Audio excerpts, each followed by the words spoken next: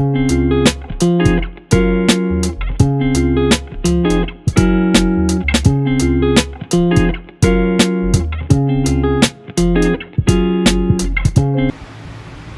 lahat ay tumayo at tayo ay manalangin.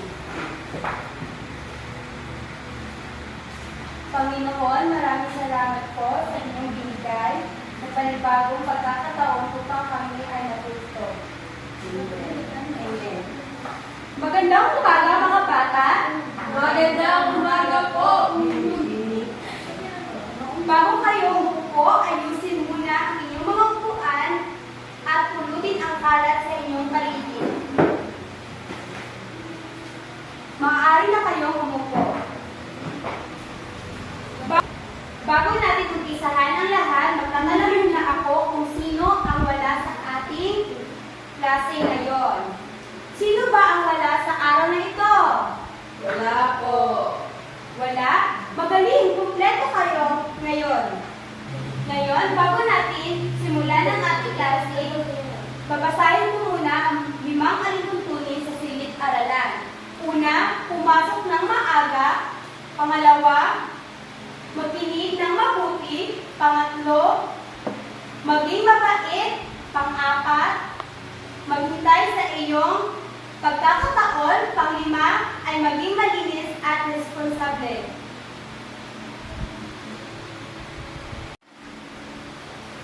Bago natin ikilalanin ang mga bagong paksa ng ating tatalakayin, ay balikan natin ang ating kinalakay kahapon.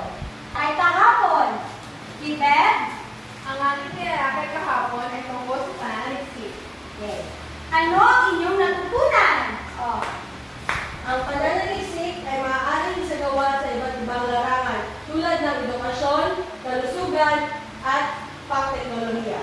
Okay, mahusay. Ngayon ay pupunta tayo ngayon ay maglalaro tayo kung kanino hihinto ang tunog at kung sino ang makakahawak ng bagay na ito ay siya ang sasagot sa aking tanong.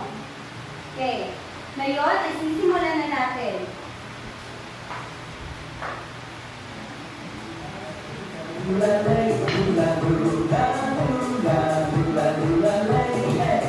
Dahil magbigay ng isang tungkulin na mananaliksik. Masipag. Very good. Sige, pwede ka na umupo. Ngayon, ay tatalakayin natin ang mga layunin. Sabay-sabay tayong magbasa. Nalalaman ang tungkol sa katangian ng mananaliksik. Naunawaan ang katangian ng mananaliksik. Nabigyan ng tungkulin at katangian ng mananaliksik. Ano-ano ang katangian na dapat tagayin ng isang mananaliksik?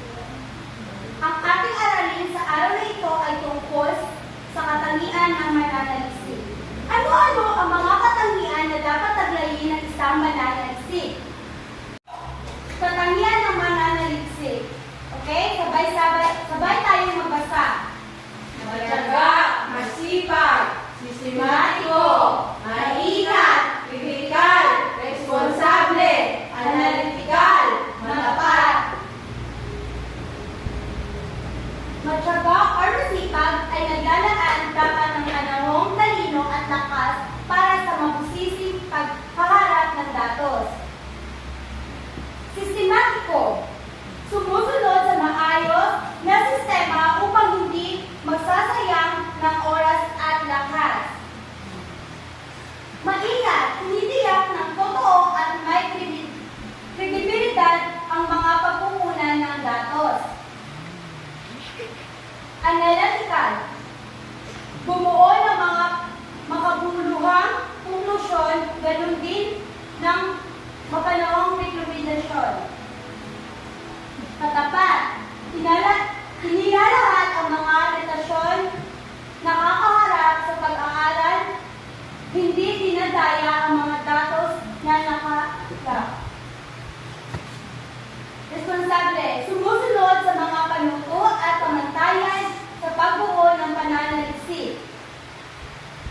Ano-ano ang tungkulin ng isang mananaliksik? Mga tungkulin ng isang mananaliksik bahay. Dapat responsable pagkuha ng datos, humingi ng permisyo, huwag mangopya, pagdokumento. Yan yung mga dapat gawin sa isang mananaliksik at isang komunidad. Ngayon ay hahatiin ko kayo sa 7 grupo at umili kayo ng katangian ng mananaliksik at ipaliwanag kung ano ang ibig sabihin nito.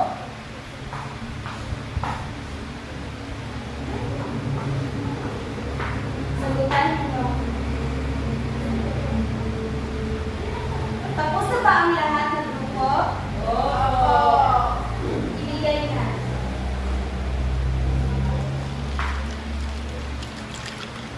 Ngayon ay magbibigay naman ako ng takdang aralin sa bawat isa. Magbigay ng 5 katangian ng mananaliksik. Sagutan ng maayos mga bata ng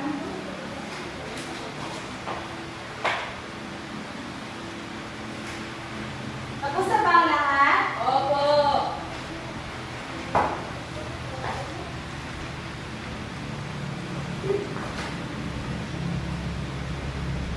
Ngayon, bago tayo umuwi, ay bibigyan ko muna kayo ng takdang aralin.